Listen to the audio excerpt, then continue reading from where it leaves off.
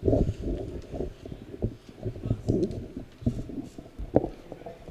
है?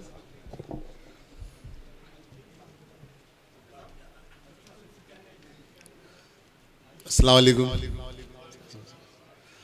सच बात तो यह है कि बरसों की देरीना ख्वाहिश थी कि कभी कोई मौका मुझे ऐसा मिले कि आपके रूबरू कुछ लब कुशाई कर सकूं।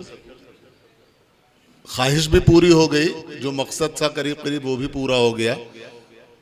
गोरखपुर किसी शहर का नाम नहीं बल्कि तहजीब और अदब का वो गहवारा है जो पूरी दुनिया में मशहूर है। और अभी हमारे जितने भी यहाँ पर मुकर्रिरीन थे, मैं उन्हें सुन रहा था, चाहे वो बात अभी फर्रुख जमाल भाई ने रखपत साहब फराग गोरखपुरी साहब के ताल्लुक़ से, जो यकीनन हमारी जो साझा संस्कृति या मिली जुली तहजीबी जो वरासत है हमारी, उसके अलमबरदार हैं। न सिर्फ अलमबरदार बल्कि आबरूए गज़ल भी कहे गए। जहाँ तक उमर कुरैशी साहब की बात है, फ़न निज़ामत के शहंशाह कहिए या बादशाह कहिए, या हिंदी में एक लफ्ज़ है परवर्तक, जो कोई बदलाव कर दे। अभी नसीम साहब ने बहुत अच्छी बात कही कि उमर कुरैशी साहब की तरह नाजिम ना तो पैदा हुआ, और शायद हालांकि जब तक दुनिया में जिंदगी बाकी रहेगी अदब का जवाब कोई ना कोई सामने आता ही रहेगा। लेकिन फिर भी तजुर्बात ये तजुर्बात की बुनियाद पर यह कहा जा सकता है कि उमर कुरैशी साहब ने फ़न निज़ामत के लिए जो कुछ भी किया है, शायद उसे देखने के बाद ये बात नसीम साहब की गलत नहीं है, क्योंकि अमूमन ऐसा होता है उर्दू के हवाले से, चाहे वो शायरी का मैदान हो या फ़न निज़ामत का, कभी कभी हम जो आज की नस्ल है या लोगों के अंदर जो शायरी से जो अब लोगों का शौक़ ज़ौक़, मैं पूरी तरीके से तो नहीं कह रहा हूँ कि हमारी महफिलें पहले की तरह बावकार हैं, कहीं ना कहीं कभी ना कभी ऐसा वक्त आता है जब हम उर्दू के मुस्तकबिल से मायूस होने लगते हैं और सोचने लगते हैं कि आगे क्या होगा। तो अचानक आसिम गोंडवी साहब जैसे लोगों का नाम फिर आ जाता है, जुगनू बनकर बल्कि आफताब बनकर चमकने लगता है, और हमारी ये मायूसी एकदम से काफूर हो जाती है। तो बहुत बड़ा कारनामा उन्होंने किया है, और बहुत ही पुरवकार तकरीब है, बहुत ही शानदार महफिल है।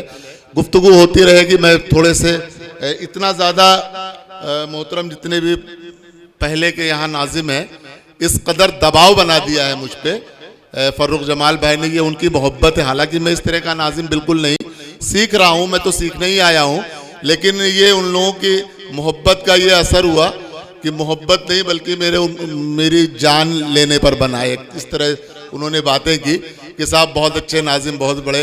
खैर, गुफ्तगू होती रहेगी। आपके सामने मैं एक तिफले मकतब या तालिब इल्म की तरह हूँ। बहुत बड़े नाजिम, फ़न निज़ामत को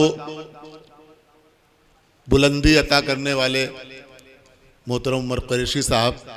अभी मैंने हाल ही में एक मजमून लिखा था, फ़न निज़ामत के पुराने और नए चिराग, बहुत ही खूबसूरत मजमून था। कई अखबारात और किताबों में वो मेरा मजमून शाया हुआ, उस पर गुफ्तगू बात की। लेकिन 4 मिसरे मुझे आज की इस तकरीब के हवाले से और आपके महबूब नाजिम, पूरी उर्दू दुनिया के महबूब नाजिम उमर कुरैशी साहब की याद आ गए कि मेरी किताब में जब नाम तेरा आएगा, मेरी किताब में जब नाम तेरा आएगा तो पढ़ने वाला मुझे तेरे पास पाएगा, और कलम उठाओ कि कुछ लिख दूं जिंदगी के लिए, जमाना मुझको मेरे बाद भूल जाएगा।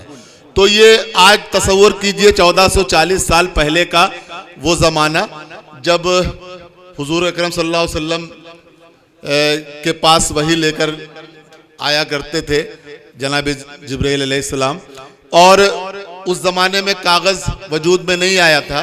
तब किस तरह कितनी मुश्किलों से आयतें लिखी गई कुरान पाक की, और अभी बहुत लंबी तारीख नहीं है, आप पीछे उठाकर देख लें तो कागज़ अभी बहुत कम दिन ऐसे हुए, 100-200 साल जब हिंदुस्तान में कागज़ का वजूद आया है अमल में, उसके बाद ये किताबें। लेकिन सच बात तो ये है कि ये जो कारनामा किया जा रहा है, ये जो किताबें महफूज की जा रही हैं, यकीनन यही आने वाले दिनों में जो आज जो हमारी तहजीबी वरासत है, जो हमारा बुजुर्गों से मिला हुआ जो हमारा असासा है इल्मी या अदबी, इसे और मुस्तहकम बनाने का काम हमारे ये बुजुर्ग कर रहे हैं।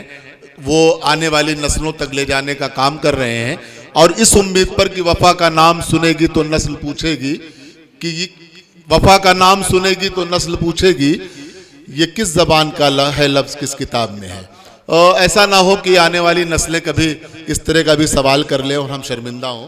तो ये इस तरह की बातें हैं। बहुत अच्छा लगा मुझे खुद उतरौला से आकर, और मैंने चूँकि वसीम मज़हर से ये बात कही थी बारहा, हमारे करम फरमा हैं डॉक्टर यहाँ पर अर्शी बस्तवी साहब, इम्तियाज़ समर साहब, उनसे भी मैंने सिफारिश की थी कि जब भी कोई ऐसा मौका है तो मुझे ज़रूर बुलाइएगा। और चूँकि सरकारी नौकरी में मैं भी हूँ तो छुट्टियाँ थी तो मैं चला आया, और मैं आपसे गुजारिश करता हूँ कि मुझे एक तालिब इल्म की तरह सुने, और मेरी जो कुछ कमियां हैं उसके बेहतर ये होगा कि उसे दरगुजर करें। मैं यहाँ पे हज़रत उमर कुरैशी साहब के शहर में मैं आया हूँ।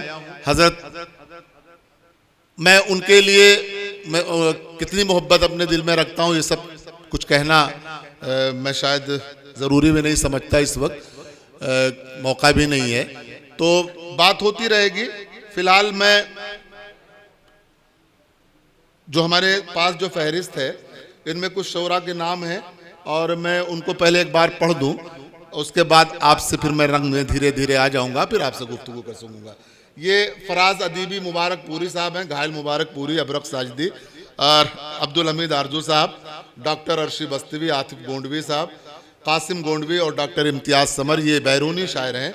जबकि उस्ताद मोहतरम जालिब नोमानी साहब, आसिम गोंडवी साहब जो आज की इस तकरीब के रूह रवा हैं, उस्ताद मोहतरम अनवर ज़िया साहब, आसिफ सईद साहब, सलाम फैज़ी साहब, शाकिर अली शाकिर साहब, और इस समय इस वक्त गोरखपुर की नुमाइंदगी बहुत भरपूर तरीके से पूरे हिंदुस्तान में करने वाले आपके नौजवान शायर वसीम मज़हर, अब्दुल्ला जामई, सिद्दीक़ मिजाज, फ़र्रुख जमाल साहब, डॉक्टर जैद कैमूरी साहब, डॉक्टर फ़रीद कमर साहब, और सुहेल गोरखपुरी साहब, एहतशाम अफसर साहब, कौसर गोरखपुरी साहब, ये नाम है। कुल मिला के करीब 26-27 लोग हैं, और 2-2.5 घंटे में, बम्बई में आमतौर पे 2 घंटे, 2.5 घंटे, 3 घंटे का मुशायरा वहाँ होता है। 2-1 बार मुझे भी जाने का मौका मिला है, तो यहाँ भी आपने वक्त की क़ैद कर दी है। लेकिन आपके लिए से ज़्यादा शायरों को मुझे बताना पड़ेगा कि कम से कम आप अपने मुंतखब कलाम पहले से सेलेक्ट कर लें, 5 शेर या 6 शेर। तहत वालों के लिए तो गुंजाइश ये रहेगी 7-8 शेर भी पड़ जाएं, लेकिन तरन्नुम वालों के लिए उनसे ये इल्तमास है कि 5 से ज़्यादा अगर आप ना पढ़ें तो सारे शायरों को यहाँ पर लोगों को सुना जा सकेगा।